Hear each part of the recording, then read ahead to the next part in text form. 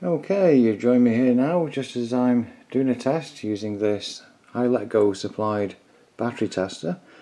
These things work up to 15 volts, and the basic idea is that it gives you the idea of the capacity of a cell that's under test. One nice thing I like is that each of these sort of things I've been getting recently arrive in quite nice boxes, and they're great for storage if you're not going to use something immediately. So what I'll do is I'll change now from using this terrible cell here, which is probably going to end up as about 7 milliampere hours or something, and try a proper battery test. But what I'll do is, first of all, I'll show you the connections on the back, and you can see there that you've got the positive and negative to connect the cell. You've also got where the 5-watt load resistor goes, and if you're using something with decent amperage, you know it's a decent enough cell. You just want to make sure you can put both of the supplied 5-watt resistors in parallel and they'll share the load.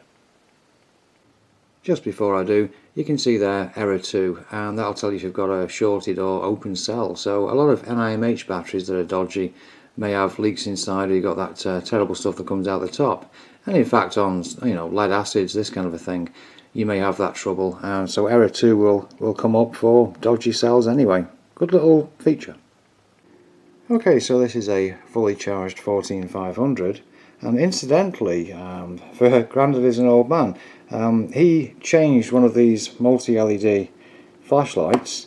Mine uses a 14500. I'll just show the inside of it. It's a practical use for these things because they work out, well, the milliampere hours are apparently pretty low on these things. I think I got them at like about 80 cents each or something. But they're very, very good for these flashlights. And as you can see in there, there is one. I put a piece of foam on the outside. It works perfectly well. It's a good use for these things, cheap as they are. Anyway, so I'll connect it up now to this tester and we'll find out what it actually is. So, first of all, what you do is well, there's the voltage. You set the cut-off point, which is 3 volts there, and then press OK. And now this will start to do its thing. First of all, the top there, yeah, it shows the milliampere hours, which goes up while it's testing. It's drawing half an amp, and that's going through the 5-watt resistor. And then at the bottom will be the voltage that it's at the moment now, 3.9ish. So what it'll do is it'll run down to the 3 volts, and then at the end of it, it'll show the actual milliampere hours, and the screen will be flashing. So I'll come back when it's done. There we go, a few minutes later, 193 milliamps. So that is not a very good 14500. Like I say, I've used them for the flashlight and they work really quite well. But it shows that they're not a very good quality of copy of ultrafires. Anyway, that's what you do with these, and you can use any batteries up to 15 volts. You can use lead acids, NiMHs, whatever, and find out your milliampere hour capacity. Okay, I really rather quite like that. I'm going to test this lot over here. You see, I just put the voltages on, and I've never known what the capacity are of these old cells. I use them in these 5-volt power banks, but as I say, I've got quite a lot to test, and will do so now.